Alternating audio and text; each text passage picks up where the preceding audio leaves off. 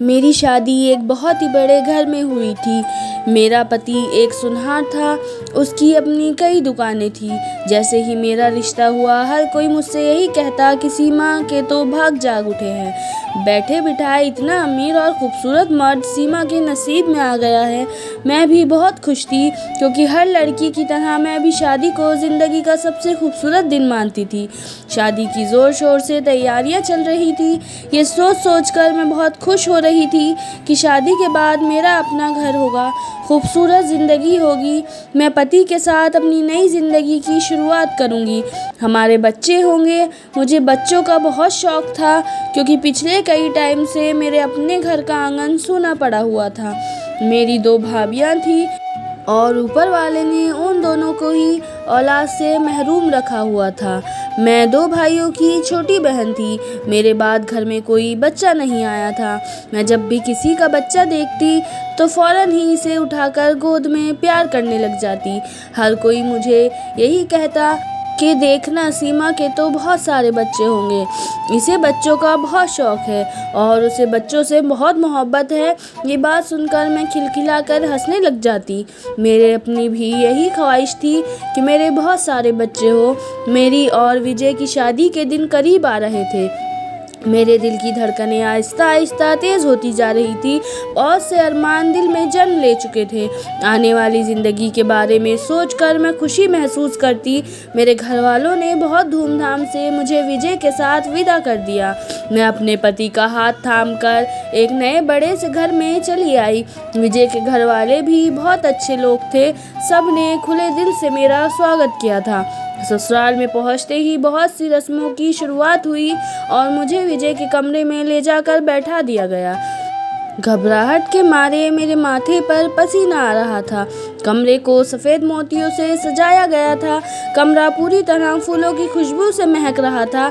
खुशबू मेरे अंदर भी उतर रही थी। विजय के घर वालों ने मेरे लिए लाल रंग का लहंगा भेजा था।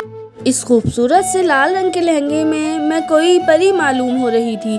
विजय के कमरे के आने से पहले मैंने अपने घूंघट को एक बार फिर से सही से सेट कर लिया। मेरी खिलती हुई रंगत लाल रंग के जोड़े में पूरी तरह जच रही थी। मैं चाहती थी कि विजय पहले ही नज़र में मुझे पसंद कर ले और मुझ पर से इसकी नज़रें ना हट सके। कुछ ही देर में कमरे का दरवाज़ा खुला था और विजय छोटे छोटे कदम उठाते मेरी तरफ चला आया। मुझे यकीन था कि विजय मेरे हुस्न के आगे ढेर हो जाएगा, मुझे अपना लेगा। विजय मेरे पास आकर बैठा। फिर कोई बात की बगैर ही उसने मेरी तरफ एक बड़ा सा डब्बा बढ़ाया था। मैंने शर्माते हुए उसे खोलकर देखा। इसमें सोने का बड़ा सा हार था। मैं सोच रही थी कि विजय मुझे ये हार अपने हाथों से पहनाएगा। मैं तो अक्सर ड्रामे में यही देखती थी, पर विजय ने ऐसा कुछ नहीं किया, बल्कि वह मेरे पास से उठकर कपड़े बदलने के लिए चला गया। मैं अपनी जगह हैरान परेशान सी बैठी रह गई।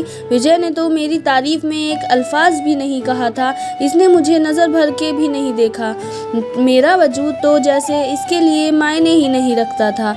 पर फिर भी दिल में ख्याल आया कि शायद विजय दूसरे लोगों की तरह जल्द घुल मिल जाने वाला नहीं है। हो सकता है कि इसे कुछ वक्त की ज़रूरत हो। जब ही खामोश हो गई, मैंने उठकर कपड़े बदले। फ्रेश होकर जब मैं सोने के लिए बिस्तर पर आई तो विजय उठकर बाहर चले गए और दिल को एक धक्का सा लगा था। मेरे पति ने शादी की पहली रात ही मुझे अनदेखा कर दिया था। इसे तो शायद इस बात का एहसास भी नहीं था कि मैं बहुत से अरमान दिल में सजाकर इसके घर आई हूँ। मैं अपने दुख को छुपा रही थी और विजय 2 घंटे बाद बाहर से आए और चेहरा दूसरी तरफ करके सो गए। मेरा गम आंसू बनकर मेरी आंखों में झलकने लगा था। मैं इतनी भी खूबसूरत ना थी कि विजय एक नज़र उठाकर मुझसे बात करते, मुझे देखते, मुझसे प्यार भरी बातें करते, ख्वाब दिखाते, पर विजय तो बड़े ही बेकदरे निकले। मैंने सोचा कि शायद मेरे रोने की आवाज़ सुनकर वह उठ जाएंगे, मगर विजय तो बहुत ही गहरी नींद में सो रहे थे। मैं सोचने लगी कि मेरी कितनी सहेलियों की शादियाँ हुई हैं, उनके पति उनकी कितनी तारीफ़ करते हैं, उनकी कदर करते हैं, उनको हर रोज़ नए नए तोहफे ला कर देते हैं। फिर शादी का पहला दिन तो अरमानों से भरा होता है, जबकि मेरे पति ने मुझसे कोई बात नहीं की थी। अगर आज ही ये हाल था तो बाकी ज़िंदगी कैसे गुजरेगी। रो रो कर मैं थक गई, पर विजय को एहसास नहीं हुआ। ना ही उनकी आँख खुली, ना उनकी नींद टूटी। फिर विजय की बेरुखी ने मुझे और बेहाल कर दिया था। सुबह जब मेरी आँख खुली तो विजय कमरे में नहीं थे। मैं खुद ही शर्मिंदा महसूस कर रही थी कि मैं शादी वाले दिन भी अपने पति का दिल नहीं जीत सकी थी। मुझे लगा कि शायद मुझसे कोई गलती हो गई है, जिसकी वजह से विजय का मूड खराब हो गया है। मगर मैंने तो उन्हें कुछ कहा भी नहीं था। मेरा दिल बुरी तरह रो रहा था। दिल में कई ख्याल आ रहे थे कि ना जाने मेरा पति मुझे नापसंद करता है। क्या ये शादी ज़बरदस्ती हुई है या मुझ में कोई कमी है। वह मुझसे बात भी नहीं कर रहे। सुबह होते ही मेरे घर वाले मुझे अपने साथ ले गए। रात को ही विजय मुझे वापस लेने आए और उन्होंने मुझसे कोई बात नहीं की। वे बिल्कुल अजनबी की तरह पेश आ रहे थे, जैसे हमारे बीच कोई रिश्ता जुड़ा ही नहीं है।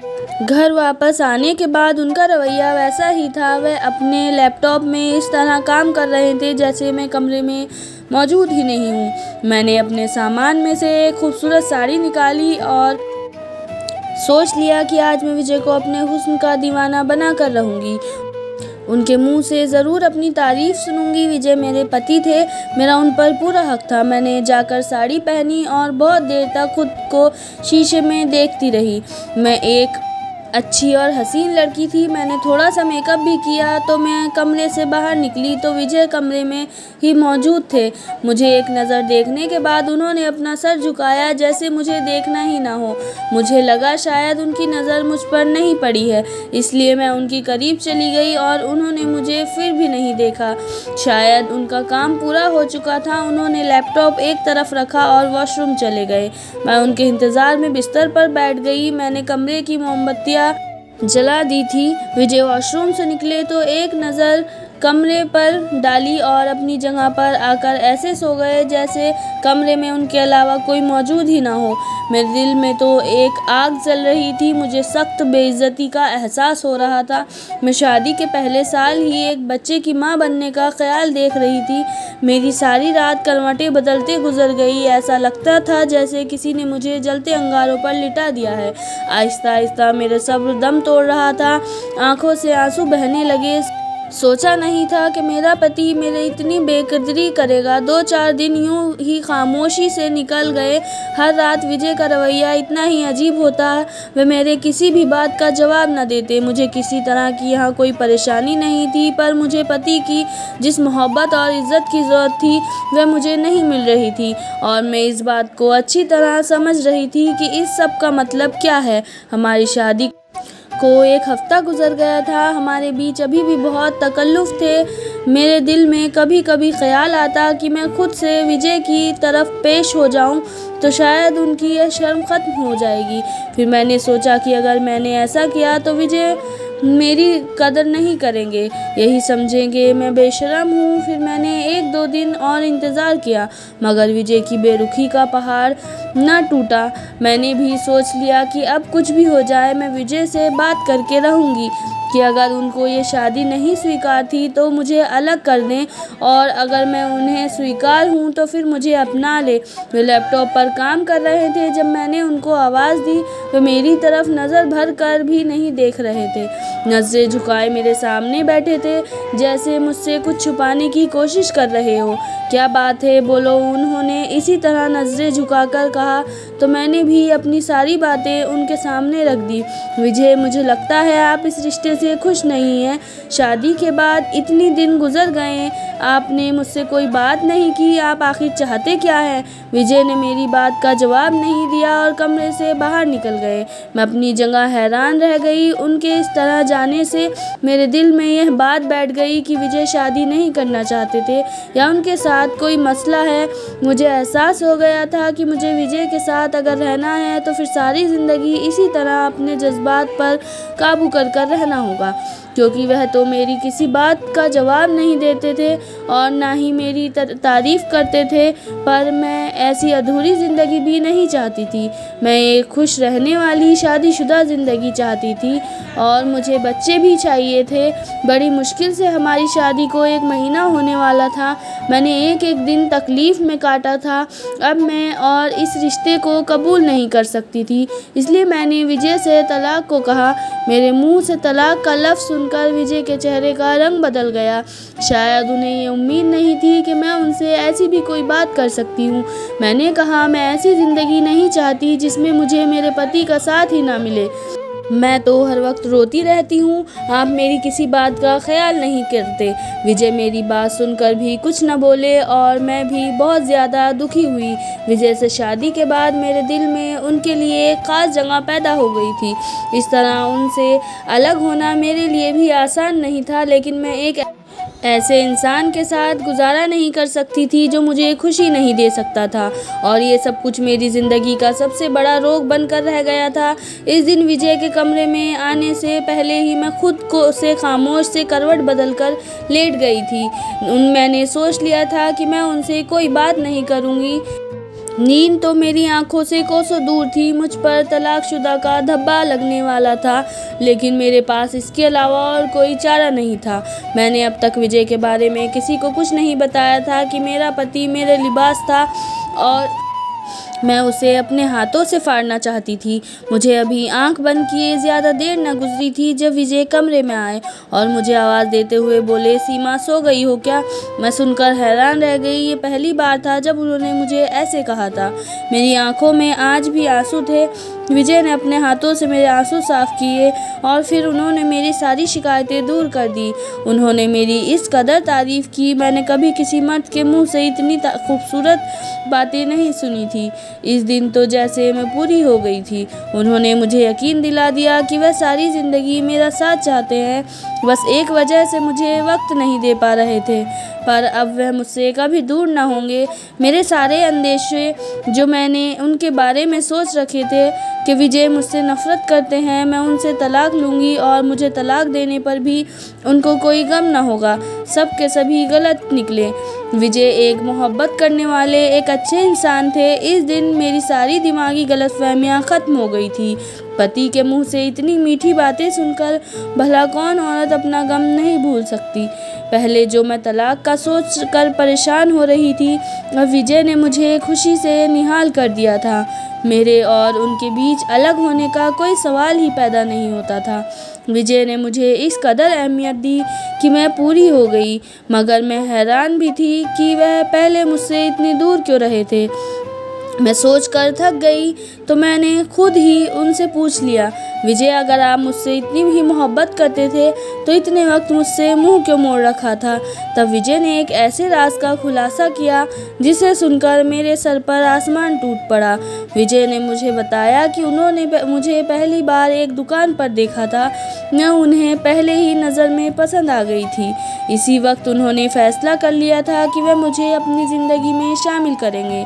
विजय कह रहे थे कि वे मेरी आंखों और मुस्कुराहट पर पूरी तरह फिदा हो गए थे। उन्होंने जब अपने घर वालों से शादी की बात की तो उनके घर वालों ने इनकार कर दिया, क्योंकि मैं दौलत के मामले में उन पर लोगों से बहुत कम थी और विजय के घर वाले इसकी शादी अपनी बिरादरी में करना चाहते थे। इसीलिए विजय बहुत ज़्यादा परेशान हो गए थे, क्योंकि वह अपने घर वालों के ख़िलाफ़ भी नहीं जाना चाहते थे और मुझे भी छोड़ना नहीं चाहते थे। विजय ने अपने घर वालों को मनाने की बहुत कोशिश की पर नाकाम रहे। फिर एक दिन उन्हें उनके एक दोस्त एक बाबा के पास लेकर गए ताकि उसके मसले का कोई हल निकाला जा सके। इसने एक धागा विजय को दिया, ये अपने घर के बाहर किसी पत्थर के नीचे दबा दो, तुम्हारा रिश्ता खुद ब खुद हो जाएगा। जब शादी होगी तो एक बार मेरे पास आना। विजय को उसकी बात पर यकीन नहीं था, लेकिन फिर भी विजय ने वह धागा लेकर अपने घर के बाहर एक बड़े से पत्थर के नीचे दबा दिया। अगले ही दिन नाश्ते की टेबल पर विजय की माँ ने कहा कि वह उनकी पसंद की हुई लड़की से एक बार मुलाकात करना चाहती है। अगर वह लड़की इस काबिल हुई कि हमारे घर की बहू बन सके तो हम रिश्ता पक्का कर देंगे। अपनी माँ की बात सुनकर मैं हैरान रह गया कि एक ही रात में सब कुछ हो गया। उस धागे में इतना असर था। उनकी माँ रिश्ते के लिए तैयार हो गई थी। विजय की माँ हमारे घर रिश्ता लेकर आई तो एक हफ्ते के अंदर ही हम दोनों का रिश्ता पक्का हो गया। विजय को उस बाबा पर पूरी तरह यकीन आ चुका था और वह बहुत ज़्यादा खुश था कि उनकी शादी अपनी पसंद की लड़की से हो रही है। जब शादी के दिन करीब आए तो विजय एक बार फिर उस बाबा के पास गया ताकि वह जान सके कि उसने विजय को दोबारा क्यों बुलाया था। लेकिन उस बाबा ने जो कुछ विजय से कहा वह सुनकर उनके होश उड़ गए। उसने विजय से कहा कि उन्हें 40 दिन तक अपनी बीवी से किसी भी किस्म का कोई रिश्ता कायम नहीं करना होगा। इस बारे में अपनी बीवी को भी कुछ नहीं बताना होगा। 40 दिन से पहले अगर विजय अपनी बीवी से कोई रिश्ता कायम करेगा तो उनका रिश्ता टूट जाएगा और 40 दिन में बाबा एक मंत्र करेंगे। इसके लिए उन्हें विजय से 1 लाख रुपए वसूल किए थे। विजय मुझसे बहुत ज़्यादा मोहब्बत करते थे। वे किसी भी सूरत में मुझे खोना नहीं चाहते थे। इसलिए उस आदमी की बात पर यकीन करते हुए उन्होंने मुझसे पूरी तरह दूरी इख्तियार कर ली थी। शादी की रात से लेकर अब तक उन्होंने मुझसे ठीक तरह से बात भी नहीं की थी क्योंकि उन्हें लगता था कि 40 दिन की बात है, इसके बाद हम दोनों एक हो जाएंगे। विजय कह रहे थे कि शादी के दिन मेरे हुस्न को देखकर वे मेरे दीवाने हो गए थे। वे मुझसे बात करना चाहते थे पर वह बिना कुछ कहे कमरे से चले गए थे। बहुत मुश्किल से 30 दिन गुजर चुके थे। अब 10 दिन और गुजरने थे, लेकिन जब मैंने उनसे तलाक की बात की तो वह हक्का बक्का रह गए। ये बात उनके दिमाग में भी नहीं थी कि मैं उनसे अपने रास्ते अलग करने के बारे में सोचूंगी। विजय ने बहुत सोचा और फिर उसके बाद उन्होंने यही सही समझा कि वे मुझे हर बात बता दे। उस बाबा के मुताबिक 40 दिन के बाद से हमारे रिश्ते में मजबूती आनी थी, लेकिन मैं तो उन्हें इससे पहले ही छोड़ने की बात कर चुकी थी। मैं तो यह सुनकर ही हैरान रह गई थी कि विजय ने मुझसे अपनी पसंद की शादी की है, लेकिन इस बात ने मेरे कदमों तले ज़मीन खींच ली थी कि एक बाबा की बातों में आकर विजय उसे 1 लाख रुपए दे चुके थे। मैं ना जाने उनके बारे में क्या कुछ सोच चुकी थी। मुझे लगता था कि यह शादी उन्होंने मजबूरी में की थी, मगर सच्चाई तो अब पता चली थी। मैंने विजय से कहा कि आप कौन सी दुनिया में जी रहे हैं, बाबा बाबा सब झूठे होते हैं। हमारे नसीब में मिलना लिखा था, इसलिए हम दोनों की शादी हो गई है। मैंने विजय से कहा कि इस बाबा ने आपकी कमज़ोरी को निशाना बना लिया है। आप किसी कीमत में मुझे खोना नहीं चाहते थे, इसलिए इसने आपसे बहुत आसानी से 1 लाख रुपए ऐंठ लिए हैं। वह जानता था जब हम दोनों के बीच ताल्लुक कायम नहीं होगा, खुद ब खुद गलतफहमियां जन्म लेगी। आप अपने मसलों के हल के लिए फिर उसके पास दौड़ कर जाएंगे और वह अपनी बातों से आपको घेर लेगा, जिंदगी भर आपसे पैसे वसूल करता रहेगा। विजय ने कहा, तुम बिल्कुल ठीक कह रही हो। अगर तुम मुझसे तलाक की बात करने की बजाय लड़ाई झगड़ा करती तो मैं उस बाबा के पास ज़रूर जाता, लेकिन जब मुझे एहसास हुआ कि तुम इस बात की वजह से मुझे छोड़कर जाना चाहती हो तो तुम्हारे दिल में मेरे लिए कोई जगह नहीं हो सकती, तो मैं यही सोचा तुम्हें हर बात बता दूं। मैंने विजय से कहा, आप इस बात को लेकर बेफिक्र हो जाइए कि हमारा रिश्ता कभी टूटेगा। हम एक दूसरे का ख्याल रखेंगे तो रिश्ता मजबूत होगा। मैंने विजय से कहा कि जो धागा आपने अपने घर के बाहर पत्थर के नीचे दबाया था वह निकाल कर किसी पानी में बहा दीजिए और इस बात को भूल जाएं कि कभी इन धागों से भी कोई काम होता है। हर काम ऊपर वाले के हुक्म से होता है, इसलिए आप कभी भी ज़िंदगी में कुछ मांगना हो तो ऊपर वाले से मांगे। सच्चे दिल से मांगी हुई हर दुआ पूरी होती है, कभी रद्द नहीं होती, और जो हमारे नसीब में होता है वह हमें मिलकर रहता है। विजय ने मुझसे इस बात पर माफ़ी मांग ली थी कि पिछले 1 महीने से वे मेरे हक को नहीं दे रहे थे। मेरे दिल दुखा रहे थे, लेकिन अब मैं जानती थी कि ये सब कुछ उन्होंने मेरी मोहब्बत में किया था। मैंने विजय को माफ़ कर दिया था। छोटी छोटी दीवारों पर अपने इश्तिहार लगाने वाले बाबा अगर इतने ही अंतर्यामी होते तो उन्हें ये सब करने की ज़रूरत ना आती। ये लोग इंसानों की कमज़ोरियों को पकड़ लेते हैं, फिर उनके ज़रिए ज़िंदगी भर पैसे बनाते हैं। अगर मैं भी इतना सख्त फैसला ना करती तो शायद विजय सारी ज़िंदगी इस बाबा के आसरे के चक्कर ही करता रह जाता। आज से मैंने और विजय ने एक बेहतरीन शादीशुदा ज़िंदगी की शुरुआत की थी। जल्द ही ऊपर वाले ने मेरी औलाद से झोली भर दी थी। हमारे घर खुशियों ने डेरा डाल लिया था। एक दिन विजय की माँ ने बातों बातों में मुझे बताया कि विजय ने जब अपनी पसंद का इजहार किया था तब उनके लिए मुझे अपनी बहू बनाना बहुत मुश्किल था, लेकिन उन्होंने सोचा कि वह मुझसे मिलकर इस बात का फैसला करेगी कि वह इस घर की बहू बनाने के लायक भी है या नहीं। मुझसे मिलने के बाद उन्हें बेटे विजय की पसंद पर नाज था, इसलिए उन्होंने मुझे इस घर की बहू बना लिया था। रिश्ता किसी बाबा के धागे का नतीजा नहीं था, बल्कि एक माँ की अपने बेटे के लिए मोहब्बत का सबूत था। आज विजय और मैं दोनों बहुत खुश हैं। अगर आप भी विजय की तरह किसी झूठे बाबा की बातों में आकर अपना पैसा बर्बाद कर रहे हैं तो हमारी कहानी से सबक हासिल करें और सिर्फ अपने ऊपर वाले से मांगे। अगर वह आपके लिए बेहतर हो तो यकीन से कहते हैं कि वो आपको ज़रूर मिलेगा। ऊपर वाला आपकी दुआ को ज़रूर सुनेगा। धन्यवाद दोस्तों।